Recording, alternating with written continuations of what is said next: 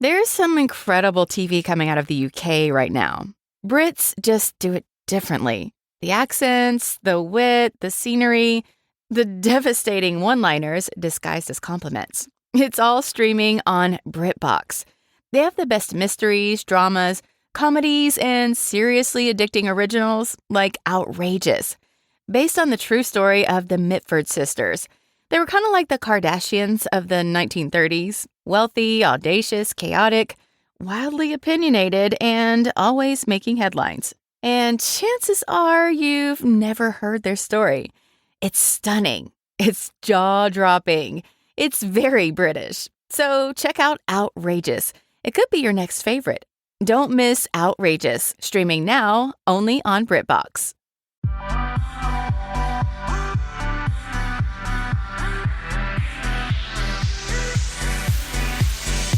Well, hello, guys. We are back again for Cate Ty Break It Down. I just want to say a huge thank you to all of the adoptees and birth parents that we had come and share their stories. I don't think people understand how vulnerable that they have to be in order to share these things, these intimate things, and then on a platform too where people can judge you or take your stories and twist it and stuff. But I just want to say a huge thank you to everybody that jumped on and is helping just, spread awareness and more education about adoption. I think that is awesome and huge. So definitely just want to say thank you to everybody.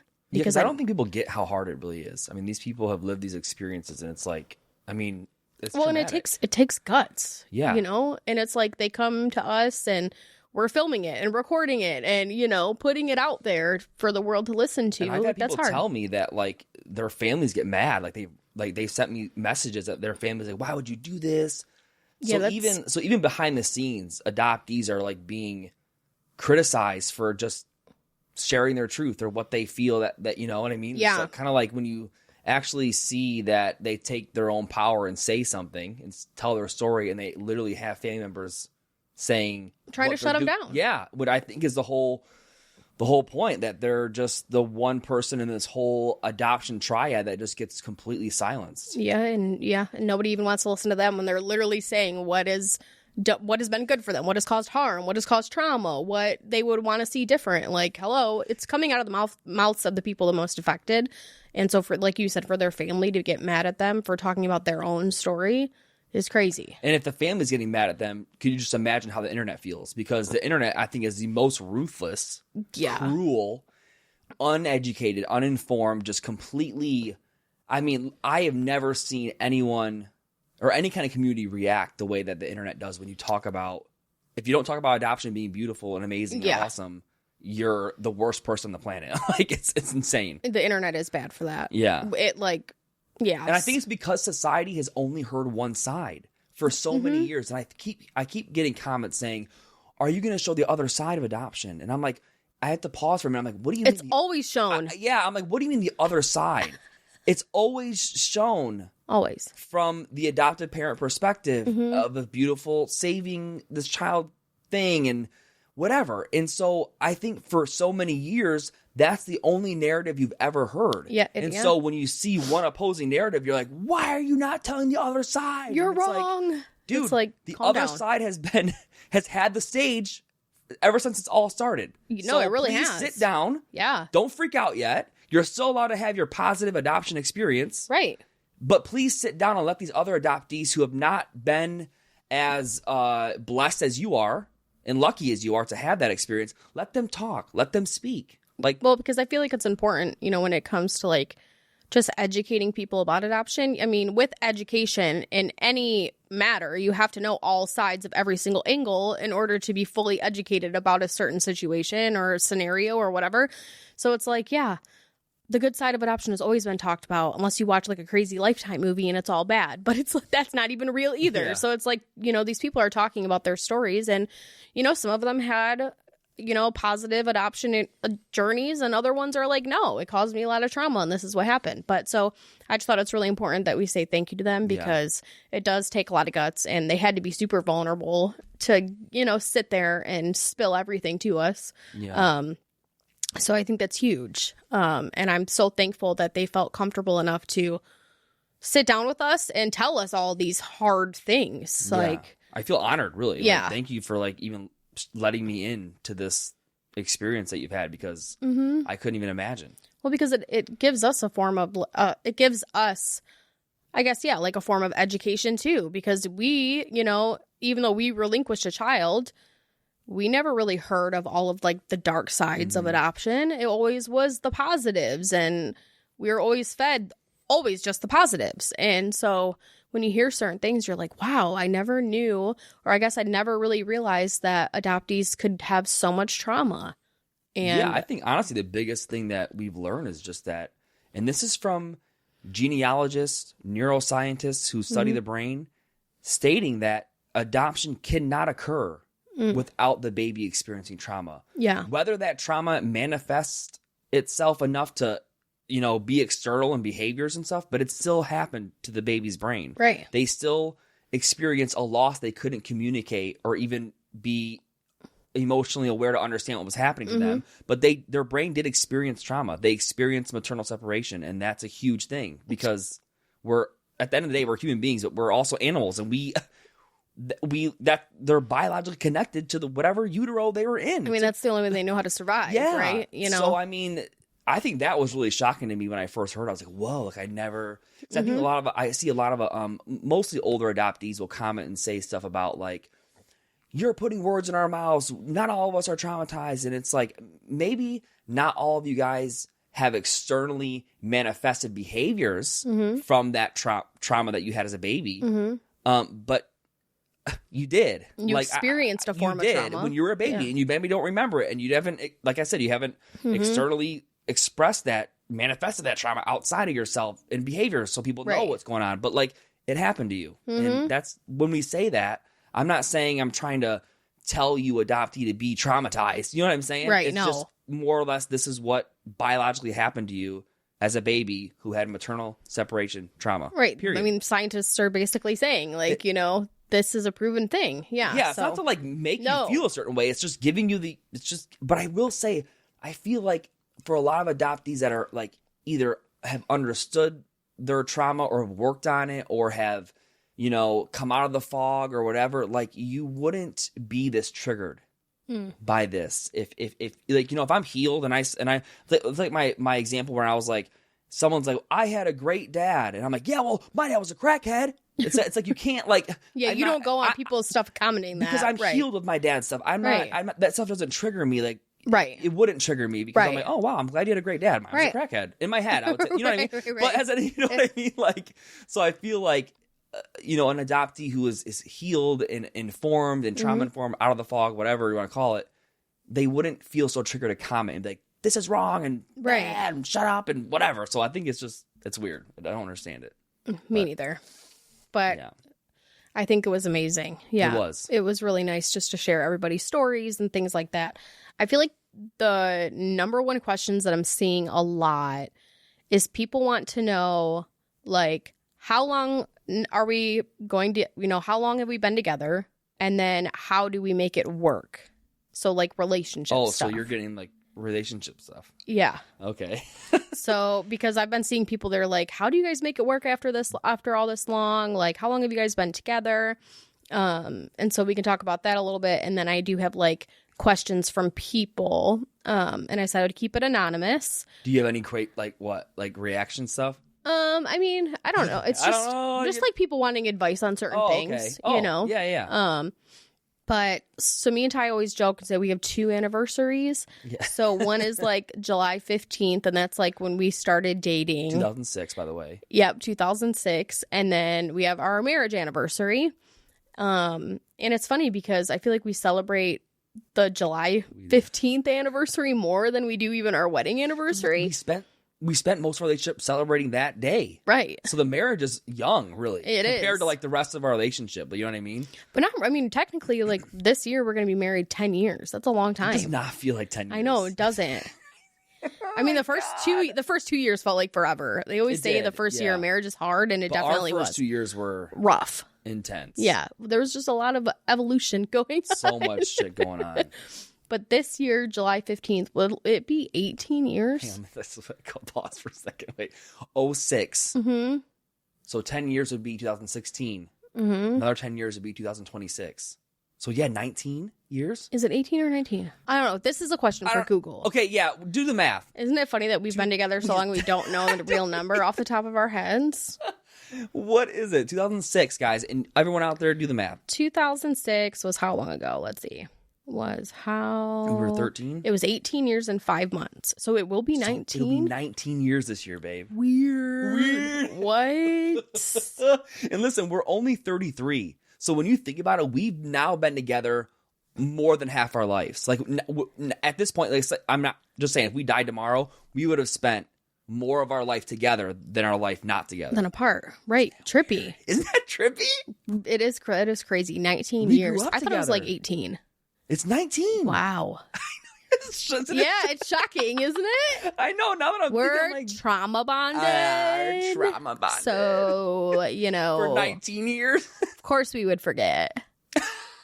It's just our trauma response. It's seriously, No, but isn't that wild? Yeah. So I guess, we've been together for almost 19 years. Yeah, but married for 10.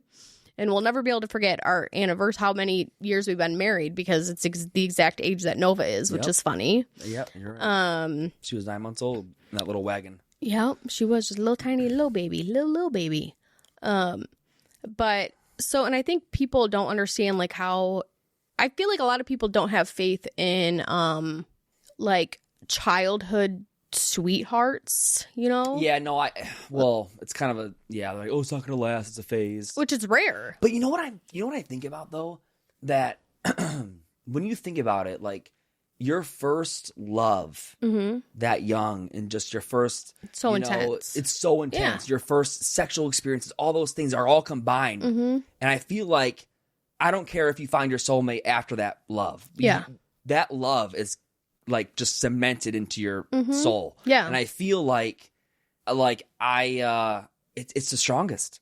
I mean, like it is the strong, and like I'm saying, like that young love, because I've had people write me and say like, I'm so glad I'm not with this person I was with, I'm glad I'm with my person now, but that first love I had was the most intense that I've ever had or ever experienced. And I feel like people can hate on it all they want, but it's like, I mean, we could have just fell out of love, or we could have went our separate ways, we could have been abusive to each other, whatever happened, but we didn't. And so I feel like we just happened to take that huge, crazy like experience and that love and that wild connection just because we just let it kind of grow. Well, I think we grew together. And I feel like some people, if they get together at a young age, you can kind of grow apart. Like you end up getting different beliefs or morals or values or whatever it is, like you can just kind of end up growing apart. And I feel like we didn't. But also what I think people don't realize is like it takes a lot of work, and we had to put in a lot of work. Yeah. You know what I mean? Like just learning, like we didn't have the best people to look at for relationship advice. So it was like, how do you communicate? How do you communicate in the right way? How do you share feelings? How do you, like we did lots of therapy separately and together as a couple because which we got hated on for. They're like, why are you going to therapy at 17 years old? And I'm like, because I love him. Yeah. Well, I also felt like because we knew the connection was real. Yeah. So we knew that we didn't want the connection to break apart because of our naive young brains. That's what a waste. You know what I'm saying? If there's a way to do it in a good way and figure it out, awesome. And if that even meant like separating at the end of that, then at least we said we did it all that we could. And do you remember we said that to each other? We said, listen, we're going to start this therapy journey. Yeah. And if it ends up with us not being together, that's what it is. Yeah. But it's important to do it. It is. You know what I mean? And I think we both kind of went into it accepting the fact that the possibility of us not being together and it, us breaking up from at the end of it was real. Yeah. And we accepted it. Yeah. And I almost feel like accepting that took the pressure off of like, wait, there's no end goal here. Let's just figure out who we are, how we communicate, why we communicate the way we do. Does it work? Yeah, does it work? Are we compatible in that way? And let's just figure it out. And I mean, and we are, so it's just. This show is brought to you by BetterHelp. Okay, men, I know that there's a huge stigma around mental health, especially with men. And can we just end that right here? Because honestly, with BetterHelp, it's super easy. It's okay to struggle. Real strength comes from opening up about what you're carrying and doing something about it so you can be at your best for yourself and everyone in your life. If you're a man and you're feeling the weight of the world, talk to someone, anyone, a friend, a loved one, a therapist. I've used BetterHelp myself, and I loved that I was able to look at a whole bunch of different therapists and pick the one that best fit my needs and my schedule. I also love that I could do it from the comfort of my own home. I could literally go to therapy in my bed if I want to, or on the couch, or even outside on my deck. It just was easy to use, and it works with the App Store rating of 4.9 out of 5 stars based over 1.7 million client reviews. It's convenient too. You can join a session with a therapist at the click of a button, helping you fit therapy into your busy life. As the largest online therapy provider in the world,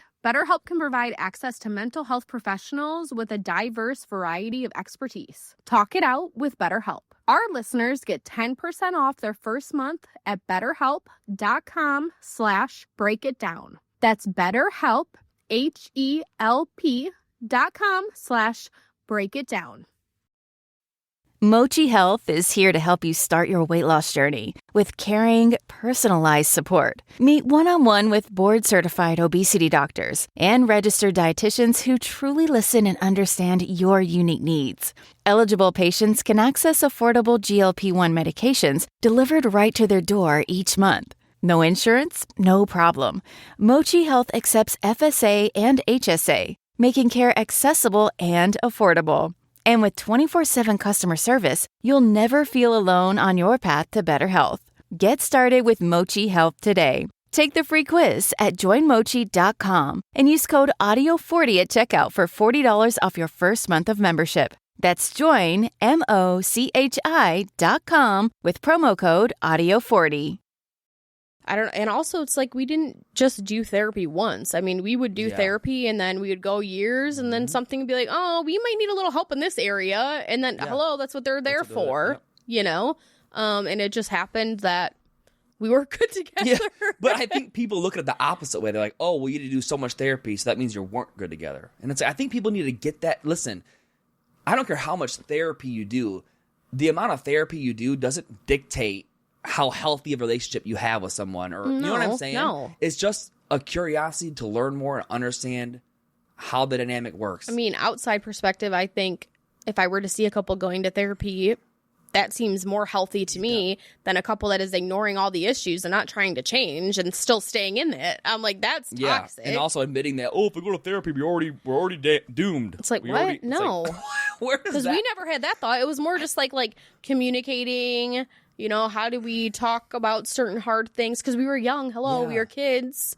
You know, he would say something and I would internalize it a different way. Why? Because of my own traumas. And, you know, things I would do would bring up stuff in you. And we had to learn about that because we were kids. I didn't. And when the therapist said certain things about that to me, I was like, oh my gosh, it makes so much sense. Yeah. Like, of course it does. And then I had to learn how to say, hey, when you said that, it made me feel like ABC. And then it would give you the floor to say, oh my God, no, I did not mean it that way. Or no, this is how I meant it. So it was like, we were literal kids that grew up together. We were learning together. And we didn't have to do it that way. We just knew that. Like, I think what happens to a lot of young couples that get together is they hit the bumps in the road and they just go, they're so young and underdeveloped that they're just like, this isn't right. Yeah. And it's like, maybe that's true, but also we never thought of it that way. We thought of it like, wait a minute. We knew how strong and authentic our connection was that we knew we didn't want to just let it die for something so stupid or something so minimal that we didn't, you know what I mean? So I think when we started going to therapy at 17 years old, it was about all the stuff that happened. You didn't know why you lied. I didn't know. I knew that that wasn't who you were. And you know what I mean? Like, it just, so many things led us into the door. And I'm so glad that it did because... Right. And I think when you grow up together too, like you said about the whole like me not understanding the whole lying thing, which stemmed from trauma and stuff. It was like, if I didn't have a good solid partner to see the good in me, you know, would have I have ever learned about that? You know what I mean? How long would it have taken me to learn about that? Because I do have somebody that loves me and I can be like, oh yeah, like I can see where you're coming from and why do I react in those ways? Because you were pretty moved. I remember being in a therapy session and you started crying. You were like, I'm so mad at myself that I allowed myself to lie to keep the peace. And I remember Kathleen was like, well, that's why we're here, though, is because that realization is important. Right, and I remember ever since that happened, we got at that therapy session and you were like, dude, I can't even lie about the sky being blue or white. I might get anxiety because I think that awareness creates that connection of like, whoa, this is not authentic to who I really am. And I swear, when we were younger, I'm like, I know this is not who you are. Peacekeeper. Hello. Yeah. And I think, and like I said, if our connection and bond wasn't that strong, I would have just been like, you a lying bitch, I'm out. You know what I'm saying? Right, like red flag. Yeah, like red flag, I'm out. But I don't know, I just got the sense and I knew that your heart and soul, this wasn't who you really were. No, that was very eye-opening for me. I mean, there's been lots of things that we've learned in therapy that's been very eye-opening to me and makes sense. It's like, oh my gosh, how could I not see this, you know? Or like even me with my way of delivery, like learning about how I deliver things is impactful, especially with someone who has your experience growing up. Like, I have to, so then I was like, whoa, Tyler, you need to back the fuck up and breathe and think about Pump the brakes a little bit. Yeah, pump the brakes. Just a little bit, yeah.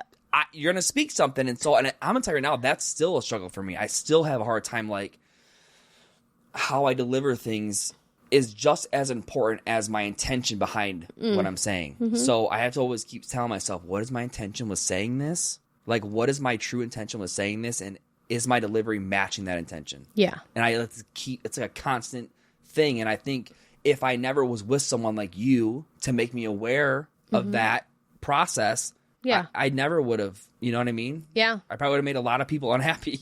You know? So I feel like it just happened to be like we nurtured the strong, authentic connection we had instead of letting it fizzle out or over something dumb. And I remember everyone thinking we were crazy for going to therapy at that young of an age. Yeah.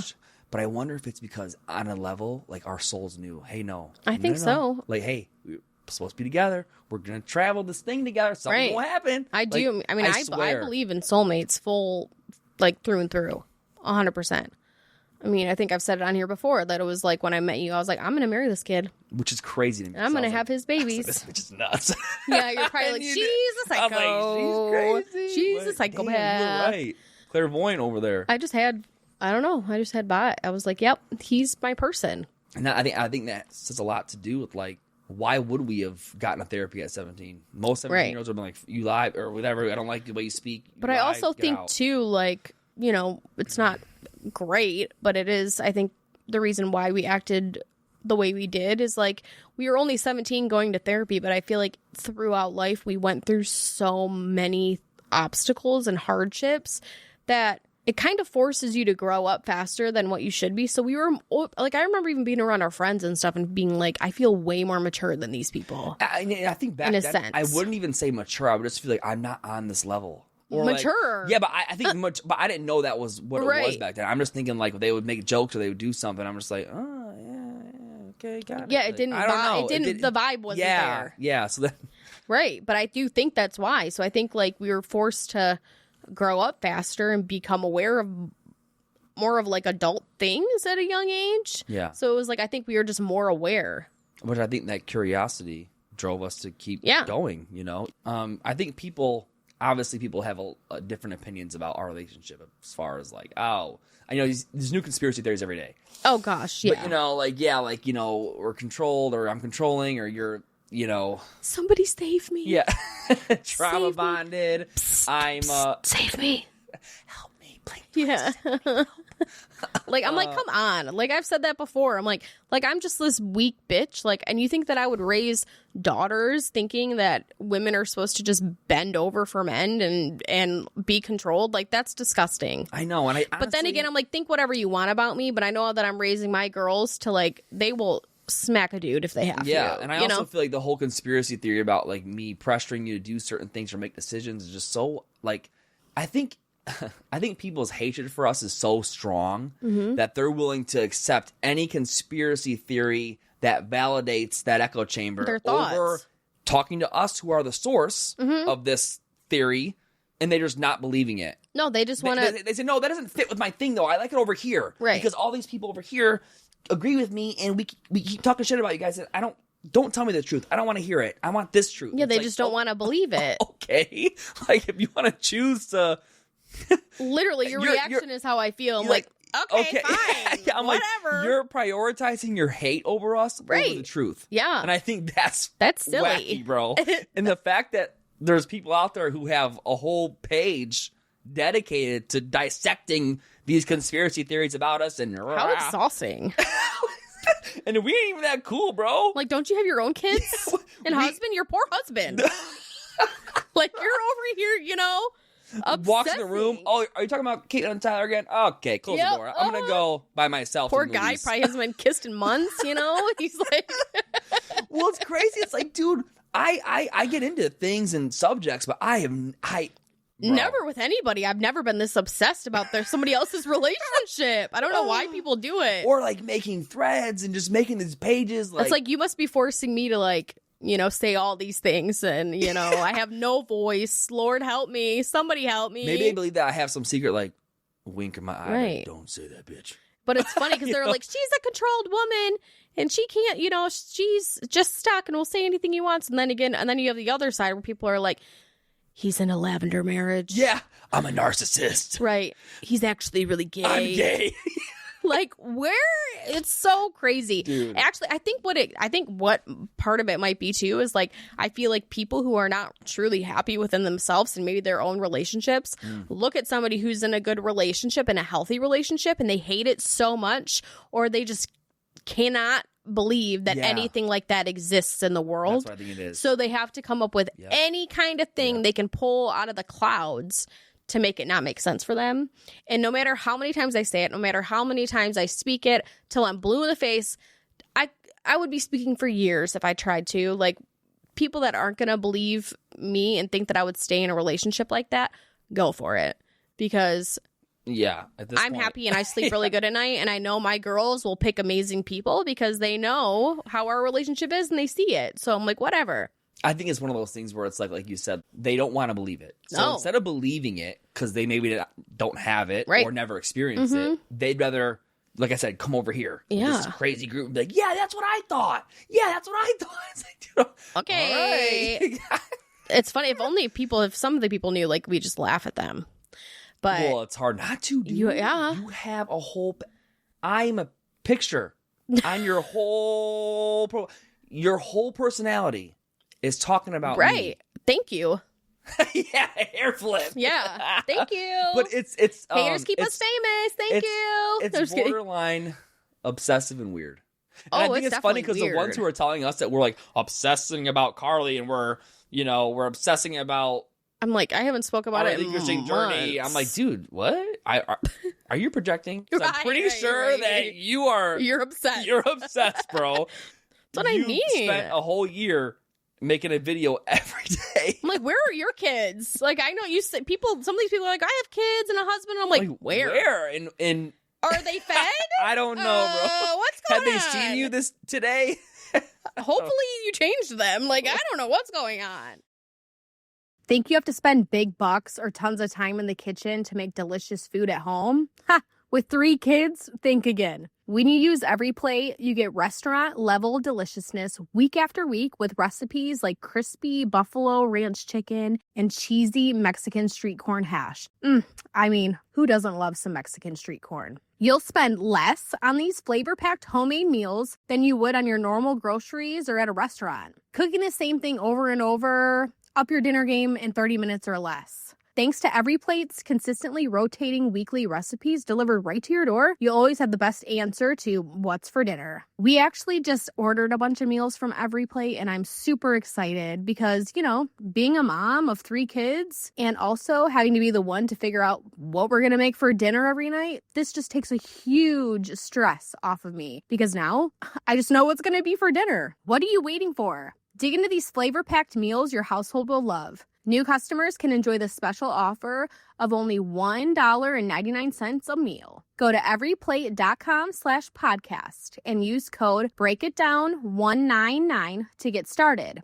Applied as discount on first box. Limited time only. Go to everyplate.com/podcast and use code BREAKITDOWN199 to get started. Applied as discount on first box. Limited time only. I mean, because people ask all the time, how do you keep it going? And I think it's just communicating. You just have to speak. You have to speak your feelings when you're feeling things. You can't because it'll build into, it is hard. But then if you don't, it will turn into resentments, and resentments are horrible.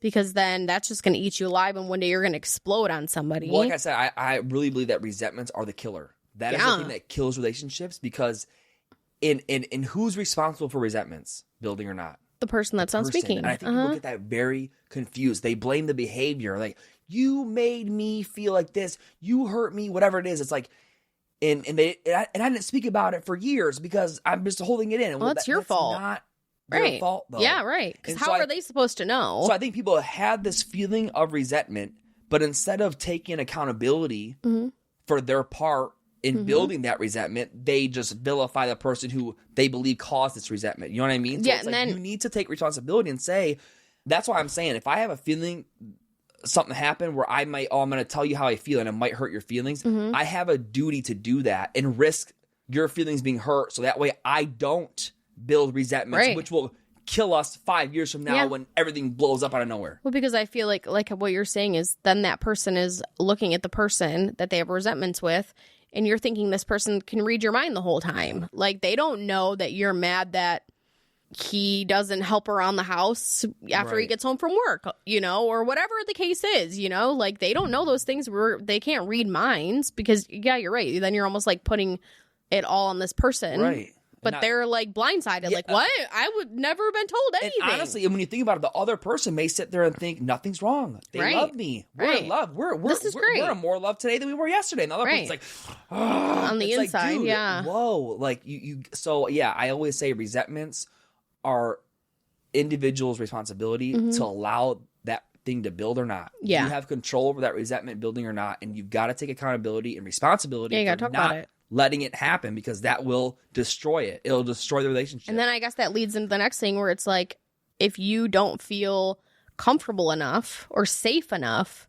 to speak to the other person about whatever you're feeling, then that's a huge red flag right there. Which actually is something I learned in therapy with like my delivery stuff. Like it's my duty to make a space safe enough for you to feel that you can tell me something. Right, and same. I think that's for every person in the relationship. Same. No, you're right, like, I should make you feel safe enough by however I react, and same with you. That's like why I put that thing in the wedding that I just officiated or whatever. I put in there, like, it's not about it's not your responsibility to make them happy, but it is your responsibility to how you love them. Right, that's your responsibility. It is like, and the other person has to teach the other person how. This is how I feel love. Right. And so I think it's important that, like, you take accountability for the shit that you bring into this dynamic. I mean, you know, because it's a two-way street, man. It is man. a two-way street. It's 100 and 100. And I just feel like that resentment. I can't see now, and it's funny because now we can't even go hours without. All right, I just gotta say something. I feel like, earlier you were being mean or whatever. I can't hold that shit in. Yeah, like now, and it takes practice. So now we're to the point where we can't even go hours without speaking about something. Well, no, or if there's an issue, I need to squash it now. Yeah, right now. I can't wait. Like, can't walk around the house and pretend that we're gonna talk about it later. No, we need to talk about it now. Like, that tension is well, it brings up anxiety. It's ain't doing gotta talk about it. And then I feel like you're not giving yourself the permission to feel authentically. You're like, what do you want for dinner? Chicken. Okay, I really want to. Oh, like, you made me so mad earlier, and now I got to talk about chicken. Like, you're just like, you know what I'm saying? Yeah, like, you're not. That's like, why I could never be one of those couples that, like, something really happens and they just like try to go about their day pretending that nothing ever happened. That would drive me literally nuts. I'd have anxiety, and I'm not doing it to myself. Yeah, it would drive me nuts. That's why I said I'm going to risk your feelings possibly may get hurt, which we can repair that. I can say sorry for this later on. Right. But if, you know what I mean? Or like you said, or you focus on the delivery. And, And sometimes I can focus on the delivery and it's still hard to hear, hard to say. Or whatever. Yeah. So I feel like, like I said, I'm going to risk hurting your feelings because I know I can apologize for that later.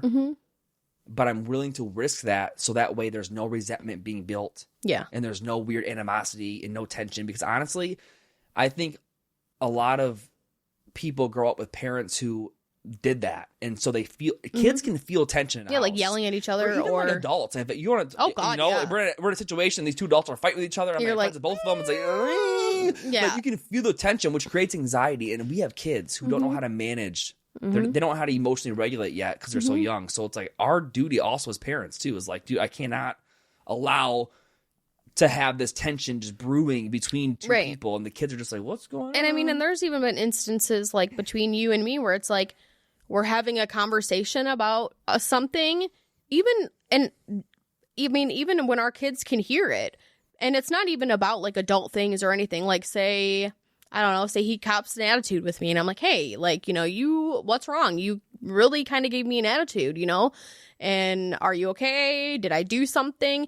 Because also I remember somebody saying years ago where it's like, if you protect your kids from everything, then they're not going to even know when they're older how to have a healthy discussion with their significant other about an issue that they're having. Like if they just think like, oh, my mom and dad never fought, like even that can be damaging. You're right. And it's not like we have every discussion in front of the kids. Right. But it's like, I think it's important for them to see little things and us come to a conclusion, because that's also teaching them too how to have good conversations with somebody that they love and care about. It's not about, like I said, it's not about if you have disagreements. It's how you have those disagreements. And you're right, because I think putting on a happy face and like mom and dad are always it's not reality. And so how are you going to help the kid when they grow up and end up being with someone? How are you going to teach them how to manage disagreements? Right, because it's going to happen. You're right. They need to see the disagreements happen in real time and the conclusion that happens from it and all the whatever. Oh, I'm sorry, I didn't mean that hug. Oh, I love you so much. Whatever. Right, it's important for them to see it. You're right, because I think people...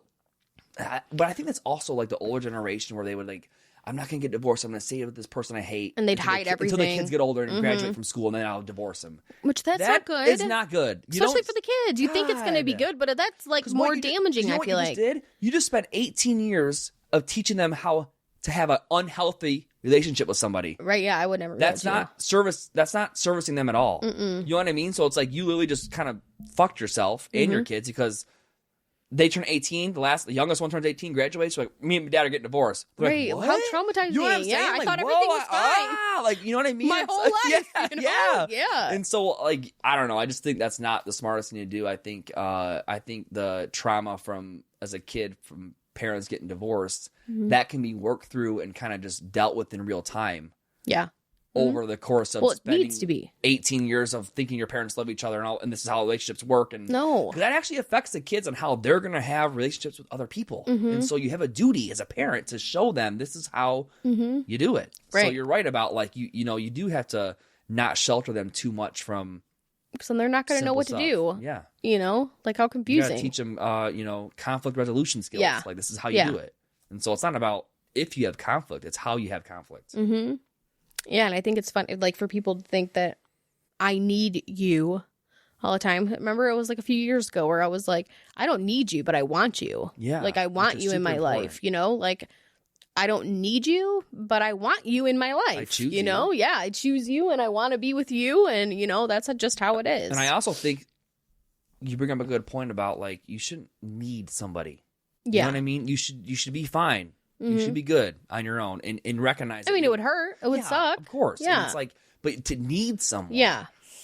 That's putting way too much of your own personal feelings and self-esteem and whatever on someone else. Right. Screw that. I never, like I said, I don't ever need you. You never need me. We choose each other. Yeah. We want each other. Yeah. That's all it is what it is.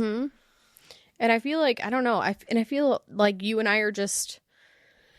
I think we've put in a lot of the hard work. We've learned about each other. We've grown together and, worked on certain things that we needed to. And honestly, I'm like, you're my best friend. Like when I hear like some of my like people that I know like complain about their husbands, or they're like, I can't wait for him to leave or go hunting so I have time alone. I'm like, I don't relate. Like, maybe it's our trauma bond. Dun, dun, dun. Yeah, no, I'm like, I don't relate. Like, I would rather hang out with you than like, or like if my girlfriends invite me to the bar, I'm like, can my husband come? Like, no, bitch, leave that motherfucker it's girls' at night, home. Or I would rather like sit at home and watch a movie with you, and or just like I don't know. I feel like people make you feel like that's wrong. I know, like, and why? I'm over it. I'm like, you're not going to tell me you guys are too enmeshed. You guys spend too much time together. And I'm over here like, wait a minute. Isn't this the point? To find your soulmate and your companion? Yeah. And be with them? And want to be with them? And if you had a choice to choose between going out with this or hanging out here, you're going to hang out here. Like that. So people are like, it's unhealthy. And I'm like, I don't think it's unhealthy because it'd be different if we were arguing and we were attacking, toxic and bleh, you know. But it's like, no, we actually just really enjoy cuddling and watching a movie. And I would, I'm not apologizing that I would rather spend time with my wife. Right, it's weird. Then, like, you know I think it's weird. Like, people that talk crap about their husbands and like bitch about them and stuff. I'm like, you're weird. That's weird to me. Like, why are you with them? You know, it's weird. I agree. I mean, I get like wanting your own time. And we do that. Like, you want your girls, whatever, and it's fine, cool. And it's like, but I feel like if I had a choice, like, 95% of the time, like, I'm going to choose to hang out with my wife, you know? Can you come and I with also me? feel like people are like, oh, you know, like, oh, if you're best friends, that means you shouldn't be best friends because that ruins the, whatever you want to call it, the romantic, whatever. That's dumb. Bro, that is so far wrong. If then can we just say like friends with benefits then? No, I'm just kidding. No, but for real, like, dude, for you to sit there and think weird. that like that equals each other is weird to me. Yeah. Like, what? Like, we've been together for 19 years. We know every inch of our body, what we like, what we don't like. Like, guys, I wish for everyone to have it. For sure. Find it to where dude, unspoken words. Smooth. Yeah, smooth. Ain't nothing going on. I know you want to have a long session, short session. I know like we know how to do it. And it's like, dude, that kind of connection is so like invaluable. Like, there's no way you can put a price on it. Like, and I wish everyone to have it. And if you want to look at it and say, ew, that's your best friends, you're not lovers, like, dude, bro. We're both, sorry. Whatever, dude. Like, hey, that's fine, man. And siblings, so I'm just kidding. Step siblings, yeah. Sorry, I had to throw it in there because that's what people say. We're incest from marriage. I had to say Which I think is really funny how people, like, there's some dumbass people that really believe I know that it's incest. I'm like, bro. like, yeah. Are you on drugs? I think you should do more ketamine because you're believing that us being crazy, ironically step parents or step siblings when we were 17, our fucking crackhead parents got married. Like, bro, that does not make us literally made me die laughing. It's incestual. It's incestual and it's wrong. Like, what are you talking about, bro? Woo! I think that filler be getting to your head. You know what I'm saying? It cracks me up. Oh my like, god, wow. so funny. Oh man, but I mean, I don't expect anything more from that side of the track. You know what I'm saying? From that side of the track. I mean, oh, it makes me laugh. It's crazy, actually. It's so funny. Okay, ladies, let's be real. When it comes to bras, don't you want something that's like really comfy and breathable? Well, I just ordered a buttery soft black bra from MeUndies, and I cannot wait to get it, especially because it has no underwire, but still gives all of the support. I'm all about being comfy and supported, if you get what I mean. MeUndies' signature softer than soft fabric is breathable, stretchy, and oh so comfy, making it ideal for all day wear. And if you're not happy with your first pair of undies or bras, it's on MeUndies. Slide into game-changing comfort with MeUndies. Support the show by going to MeUndies.com/breakitdown and use my code BREAKITDOWN to get 20% off your first order plus free shipping. That's MeUndies.com/breakitdown. Code BREAKITDOWN for 20% off plus free shipping. MeUndies, comfort from the outside in. It is pretty funny. Oh, I think it's funny because, like, I think people. Oh, it's so airy. I don't know if people. I don't know if people think that we're sitting here like, and we see these trolls online or anyone saying anything about us, and we're just like, oh my god, like, no, I actually laugh a lot. Like, bro, if you only knew how many nights we sit in our bed and just laugh at ourselves, laugh so hard, people. Because I'll be honest with you, I have to admit, some of the haters, man, they say some funny ass shit. Like, I know I got a weird shaped head, and I know like they say some stuff that actually makes me fucking laugh because I understand what you're saying. No, and then some of them you just laugh because it's so ridiculous. Yeah, you're so like, what? Like, what? Oh man, it's like I'm like, I don't know where you pulled that at, but it's fucking hilarious. Oh, you're crying. I know, because that girl, man, I don't know what's going on up there. I don't feel like there's a whole lot, but I don't know. Oh man, Makes me laugh. That's for sure. She always surprises me. Oh God, if you can make out what she's saying half the time, I don't know, but that just made me laugh. By the end of the time that she's talking, I feel like I'm dumber than I was before it started. Or I swear to God, I feel like I'll be listening for a minute. I'll be yeah, and by the end of the conversation, I'm like, what the fuck? Yeah, because like, what did I just hear, bro? It's like listening to Trump speak. Like, oh Lord, help me. Just speaking in or circles. Or listening to people defend him. It's like, oh Jesus, Lord. Oh Lord, that's a whole different episode for that guy. That'll be like, you know what I mean? Yeah, no, whole different episode, bro. Yeah, man. And so like it's like people are they're interested. They're like how Oh, you're doing the questions right now? Well, no, but I was just no, I am in a little bit, but I just have remembering of what people ask, like how do you keep the spark alive in the bedroom after 19 years? That kind of goes back to what I was just saying, though. Yeah, we know each other so well that like that spark doesn't even need any maintenance. It's just there. It's just there because we spent so much time exploring, getting that D.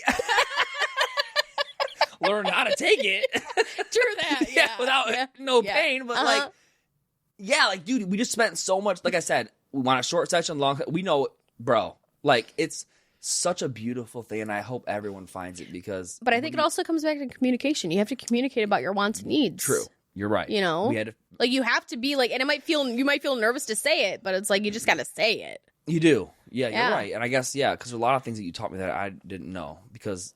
I will say we got together so young that we didn't have a lot of experience with other people. No, so I'm not sure of. I don't.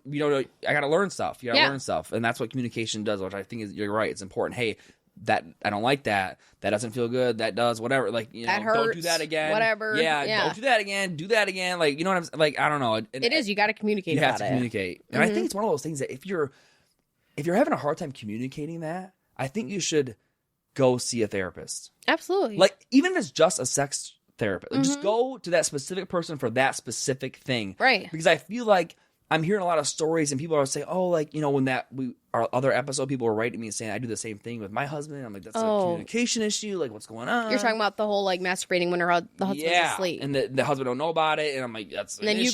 Then you got messages of other women saying that they do the same thing.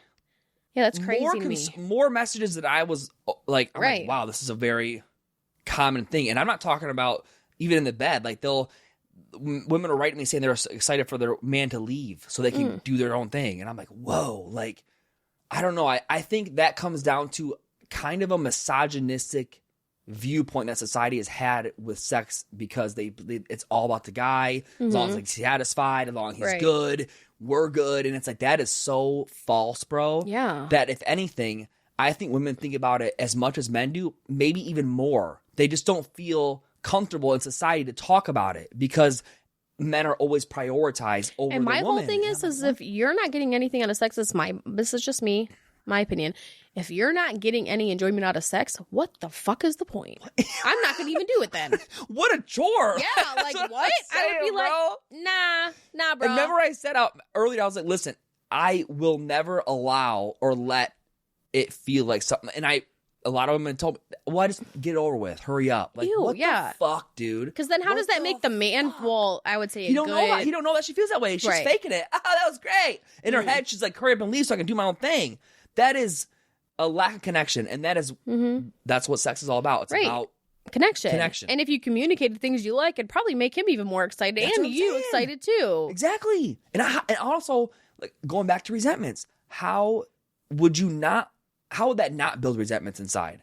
You're not getting satisfied physically, but what if everything else was great? Money was great, finances, he's amazing. I don't think it is though. She's yeah, true. You know what I mean? Because I'm thinking like if you don't feel comfortable even communicating about your sexual needs, I don't think you're communicating about certain issues. You're probably right. Yes. You know what I mean? Like I feel like that's a connection right there in my opinion. Like, maybe you don't have good communication if you can't feel comfortable. Maybe that actually is a good indicator that you should do more deeper work. Yeah. Because if you can't talk about this. That's what I'm thinking. No, you're right. It's a good point because, I feel like, if you're not communicating it. But I was actually shocked by the amount of women who were like, oh, I did this. Yeah, no, that's crazy to me. What is going on in this world today? And I'm telling you. Did you see any guys that say they do it? No. Exactly. Not one. But like I said, I think it's because we're in a weird part of society where 50 years ago it was this, and then now 50 years later it's like this. And so I think we're still getting out of the transition period of like, hey, we should not be prioritizing men. Mm-hmm. And I feel like more women are they're in that part, you know. Good. But let's keep it going, because the message I'm getting, I feel bad for you. I also feel bad for your guy, because he's over here like, he's over here like, I'm amazing. That was great. You love that, don't you? Yeah. And she's like, yeah, it was great. And then she's secretly, you know what I'm saying? Like, come on, man. Like that sucks for both. That sucks for both you guys. Yeah, because I'm sorry. I've always told you that. I'm like, if I wasn't getting pleasure out of sex, I would not do it. What's the point? No, dumb. Especially, but I think women have a different opinion than that. They go, well, it's for him. Stop doing that. I'm not. Stop doing that, bro. I'm gonna sit here, get pounded in the cervix for nothing. You know, like, hell no, I'm not. Not happening.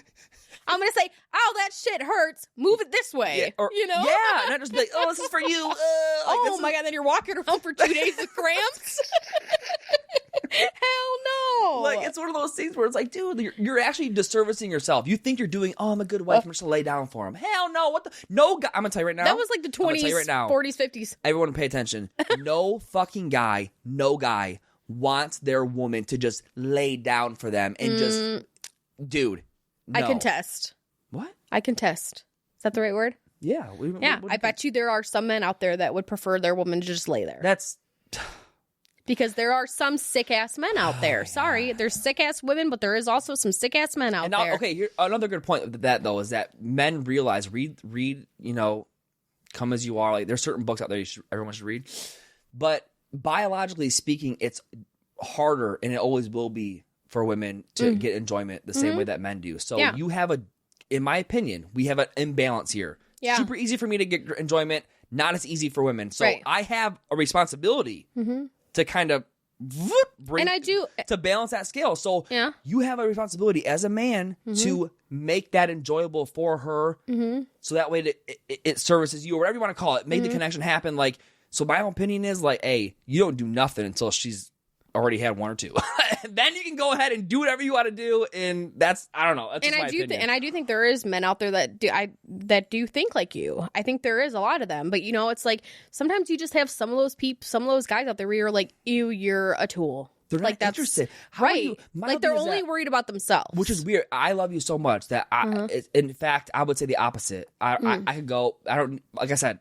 I can get enjoyment easier than you can. So if anything, it's more about you, because it's like this is what this is all about. I'm golden over here. I'm guaranteed to have a great time. You know what I'm saying? Right. And that's what I mean about there's a balance between men and women, that like men, it ain't hard for us to have a good time. Right. It is for women. So understanding that, being aware of it, and then making sure she's prioritized first, I think is probably the best bet you have.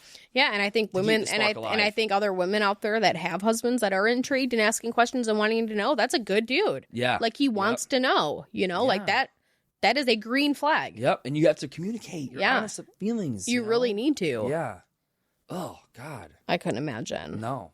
And I'll be honest with you, I've said it from the beginning, I believe that a lot of issues start in the bedroom and they leak out like a ripple effect in a pond. Drop a stone in the You've said pond, that a lot. like, it starts here, but all of it just comes out. It comes out in communicating outside with certain things. It's definitely a ripple emotions, effect. It does. I mean, it's very important. It's all you have at the end of the day. That's why, that's what I was saying too. Like, if you're not communicating in the bedroom, I really don't think you're communicating about other issues outside of the bedroom. You know, like, I don't think that's happening. At all. Good point.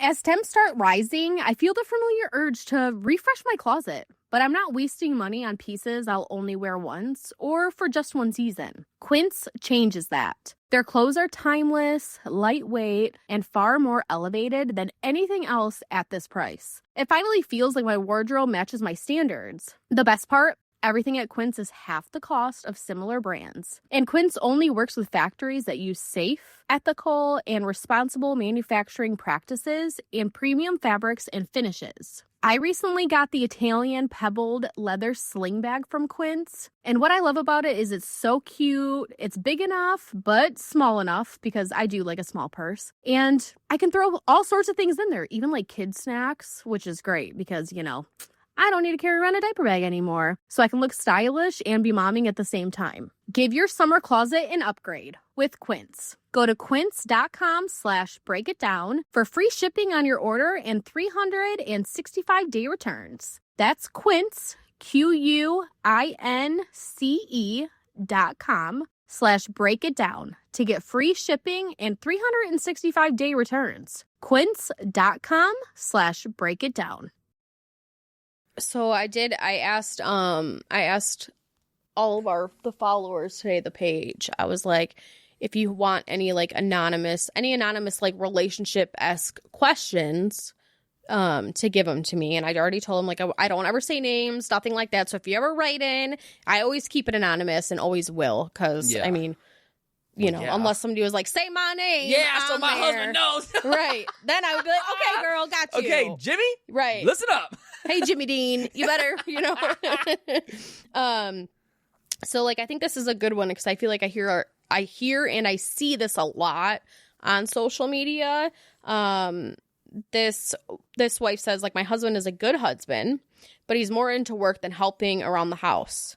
Now that can get frustrating as hell. I could see where that could get interested. So he's more into work. I think that what she means is she's more into work, but doesn't help around the house. But what guy's more interested in work? I think, but that's what she's meaning, as in he's more into work, prioritizing probably work over. Okay, yes. yeah. You know what I mean? But I doubt he's more interested, but yes. Yeah, but you can only fit so many words in this little thing. Yeah. But he's a good husband, but more doesn't want to help around the house after work. I could see why. I guess probably I don't know. Maybe does he have the mentality of I worked all day? That's not. I hate that because a lot of men have that. Okay, well, can we stop the mentality of that? Because I'll be honest with you, studies have been done. We have proven it with science that taking care of women, staying home, even men, stay-at-home parents. Mm-hmm. Yeah, because men do the too. The study and you can look it up. It equivalent to being 75 to 80 hours per week at work. Unpaid. And you compare unpaid, unappreciated. No money involved with it at all. Hardest job you can do.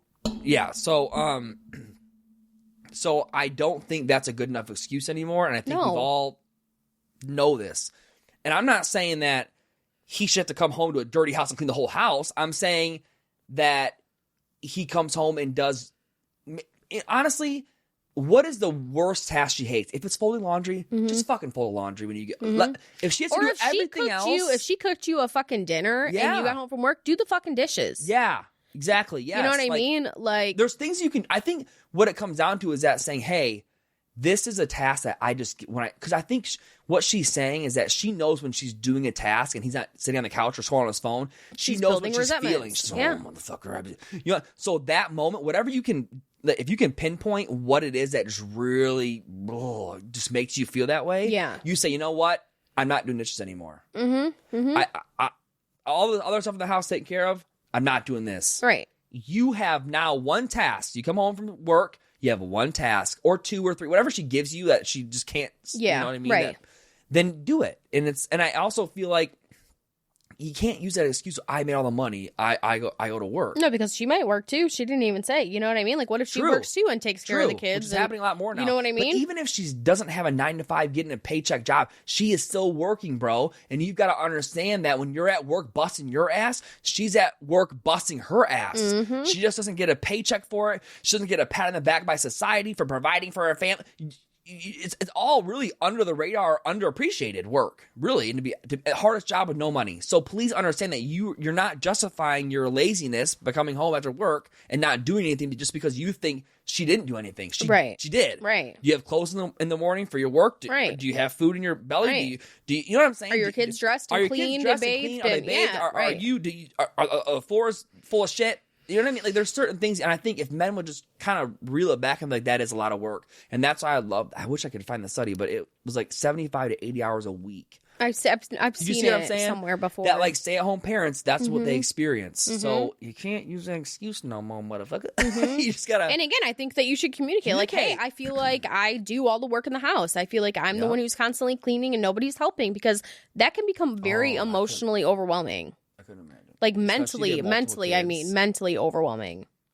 Oh, yeah. Well, honestly, like I said, that little space there, whoever wrote this, that space that you're operating in is where resentments can build. So be very careful. And please speak to him about it. Talk to him about it. Get some kind of resolution figured out, because you even operating in that space, like I said, it's not healthy. That's where resentments build. Don't let it happen. It's not and healthy it's your responsibility at this moment. You're clearly aware, or else you wouldn't have wrote that in.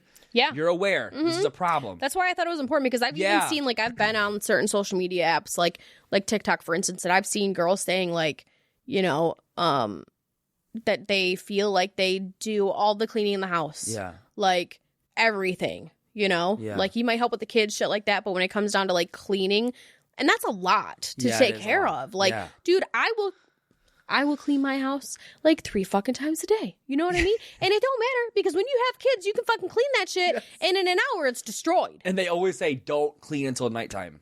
No, nighttime. I want to go to bed. I know. It's like such a good advice, but also just hard advice to take, because you're like, I want to go to fucking sleep. So, like, because it makes it, they say that it makes it more stressful if you're trying to pick up throughout the day. Yeah. It's never ending. You know No, what I mean? I want to go to sleep. You feel like you're emotionally draining yourself. If you just wait for them to all go to sleep. But. No, fuck that. I'm tired. I want to lay in my bed, eat snacks, and watch TV. Yeah. You know? But I mean, I have done that before too. But then it don't really matter, because then the kids get up for school to get ready for school in the morning, and there's shit's everywhere. It's like, you know, you win and you're constantly losing. Damn parenting. Yeah, you know, when it comes to cleaning, anyways, you're constantly losing. Like, and I also feel like this whole gender role thing. Get out of here. I sweep. I can wipe. I can all that. Come on, man. I don't want to hear into that. Like, it's my house. Or girl, you know what you could do? You just leave for like a week. True. There you go. That's what you do. You know what I mean? Yep. And then who's there? You ain't there to clean. Maybe you talk about it and he doesn't retain that information. Oh, I'm leaving. Listen, then you just say, I booked a solo cruise for 7 days, and I will see you on Monday. Yeah. Good luck. And then you just leave. DM me if you need to go on a cruise. I'll help you. Yeah, we'll help you. Because, you know, fuck that. Yeah. And he'll realize really quick how much work she does. Yes. He'll realize. And sometimes that's what it takes. Go to your mom's house for a weekend. Right. Even for 3 days. Right. Let him do it just let him do it. And I hope you got kids, because that'll make it even harder on them. Oh, yeah, you don't know if I got kids. Like I know, right? But I'm just saying, I'm like, oh, yeah. Yeah. But let me tell you now, if you don't have any children, he's really fucked up. Oh. Like, listen, like, if you have no kids and he's still not coming home and doing shit, like, bro, that's crazy. All right, I think I have one more. This one said, you know, what do you do when your spouse of 20 years asks for a separation? Ooh, what do you do? Yeah. I feel like you definitely need to get some support for yourself. I say get to therapy ASAP. Yeah. And for yourself and together, maybe. If he wants it, bring it up to him. Because I feel like this is the hard part. 20 years. Too much resentment's built. He's probably just gung-ho on this decision. Unfortunately, like... Yeah, we don't know all the details. He's had too many times to think about it, though. 20 years? 20 years, So I feel like... That's sad. I would definitely say, before finalizing our separation, please try couples therapy with me for... Give a specific goal. 6 months. Please do half a year with me and see what happens. Or even 2 months. Like something. Something. I don't think allowing it to just end, unless you want that, but it clearly sounds like you don't want that. But I also feel like, just individual therapy, couples therapy ASAP. And if he's not willing to do individual or couples therapy, still get into individual therapy, because you're going to experience trauma. You're going to experience just sadness and just devastation and grief and grief. Yeah, you got to grieve the loss of a love and someone that you thought you were going to be with for the rest of your life. So just get support, get into therapy. Definitely need support. And I just think after 20 years, yeah, that's sad. I'd be devastated, especially if you didn't want it. Right? I think 20 years is a long time. Like, it can't be that bad. I know, right? Or it is. Or maybe it is. I don't know. No. Yeah, I think definitely therapy, her getting support for herself, and then asking him, can we at least try? Do you want to try? Yeah, honestly, do you want to? Honestly, I think you have to give it to the other person. Like, hey, I just don't love you no more. I hate you with passion. I have no desire to go to therapy with you and figure it out. Right. Like, I don't know. Then I don't care. Still get but your at least ask him. Yeah, at least ask him. And then, like you were going to say that, but then definitely still do individual therapy for yourself. Sure. I couldn't imagine 20. We had 19 years. Oh my God, bro. No. It would be devastating for me. How did you learn to be in a healthy marriage, not coming from one? And I think for me, it was just doing opposite of what I saw in life. Yeah. You know what I mean? we've never yelled at each other. We've always talked very calmly to each other. Yes, we might get irritated every now and then, like cop attitudes, but we've never like screamed at each other or yelled at each other. No defamation, no calling each other out of our names. No, like I've never called you like a piece of shit or you're a fucking bitch. asshole. Oh, right. I want to like elaborate on that because I feel like it's so important because once you break that mutual respect for the other person by saying bitch, piece of shit, you're a fucking asshole, whatever it is, you've just created the worst floodgate for just unwarranted Then it becomes bullshit. easy. Yeah, it becomes easy. I can call you, it's hard for me to pretend to call you a bitch. You know what I'm saying? Because it's such a, just, you don't do that. Like, there's a certain, there's a certain respect, mutual boundary, respect circle you create with each other that I don't think you should ever call them out of their names. Yeah. And so I think that's like super important. So I think just doing, but honestly, I was shown like a marriage that I looked up to a lot. You know, like my grandparents, for instance, yep, like I knew my grandparents were together. I mean, they've been together for like almost like 60 years. And did they ever call each now. other bitches or assholes or anything? No, my grandma did one time when I was little, secretly flip him off behind his head. And I remember being like, oh, Grandma. oh my gosh, she is mad.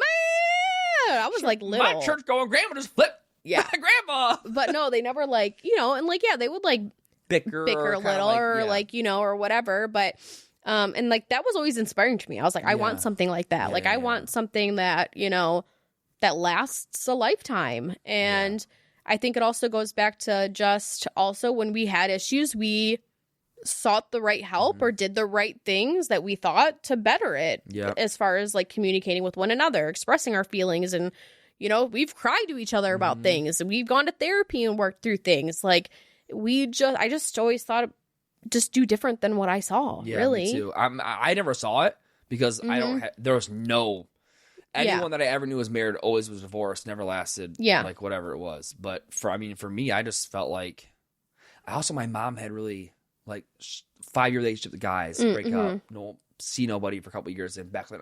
Like nothing ever, and none of them ever fought or anything, but I just remember feeling like this isn't real. Like my mom, there's boyfriends where my mom would come home. She'd pick me up from school. We'd go home. Yeah. And she'd see her boyfriend's car in the driveway and she'd be like, oh shit. That means she's not happy. I'm like, and I remember thinking like, Ma, it's your house. Right. Like, why are you with the He's guy? here to see you. Why are you so upset that he's here? And she's like, he's just so annoying. And I'm like, dude, what the fuck? Like, don't be with him. You know what I mean? So as a kid, I remember shit, she probably was breaking up with him a few months later, huh? Not even a year later. Yes, exactly. She said, clean your drawer out. Clean your drawer out. I've watched my mom. I've watched men cry. And my mom hold the door and say, no, don't cry. Like, don't cry. Stop. I can picture her seeing. Can't you? I can. And I remember thinking in my head, like, Mom, you are cold as hell. She was just over it. A grown man's like, I don't love you so much. And she's like, oh, no. Don't cry. Stop. Like, get out. Ugh. Like, she'd be disgusted that he's crying. Like, but like I said, at that point, my mom was done. And so, like, because she probably wasn't speaking about the resentment she was building. She wasn't saying, oh, I don't want you here today. Right. I was irritated pulling the driveway and seeing you. Right. I just want time alone today or whatever it is. Whatever right. Because she probably wasn't speaking on the shit. No, she wasn't. But like, so by the time he's crying, she's like, oh, sick. She's like, this poor guy's like, oh my God. But like, I remember seeing that as a kid and being like, well, I don't ever want that either. You know what I'm saying? Like, that's crazy. But like, I don't know. I feel like for me, it was just, I don't know. I think we had a different connection though. And I knew it. I sensed it. I felt it. I felt that it had potential to be more than what it was. And so, I mean, I just pretty much did everything that I saw that I didn't want to do, repeat. And then I just I really allowed my curiosity to drive it. I want to know why you feel the need to communicate that way. I want to know why I feel the way to deliver this way. It was curiosity. And I feel like you are a very curious kitty.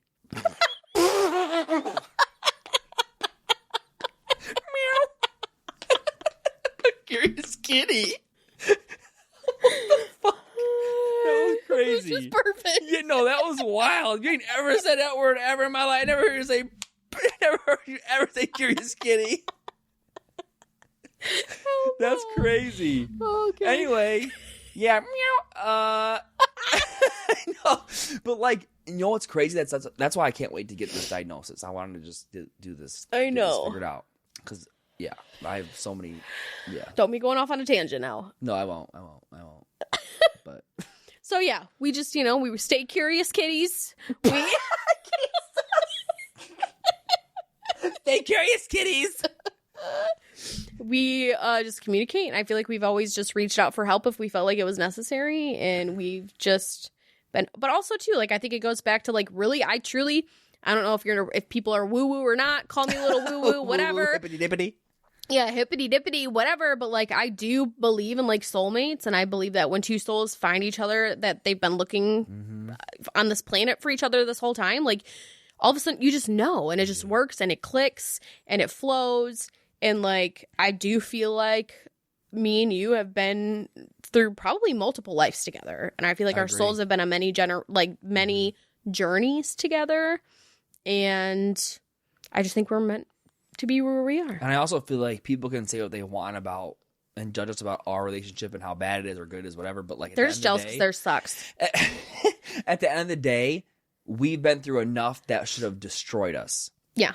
And if that's not proof that the soul doesn't give a shit about external things going on, they just know, hey, you're my person. Don't untie. Don't untether me because we got this. We got to be together. You know what I mean? Right. So it's like we've been through enough shit that where if we weren't meant to be together, we wouldn't be together. True. I agree. So. But, yeah, well, I think our time is up for this week. It is, yes. Hey, we just chit-chat. Yeah, it was funny. Had good laughs. Again, thank you guys for listening. Don't forget to like and subscribe. Please rate and review us. Give us that 5-star rating. We really appreciate it very much. And we'll be talking to you guys next week. Thanks for checking out Cate Ty Break It Down. And stay curious, kitties. Stay curious, kitties. This summer, Pluto TV is exploding with thousands of free movies. Summer of Cinema is here.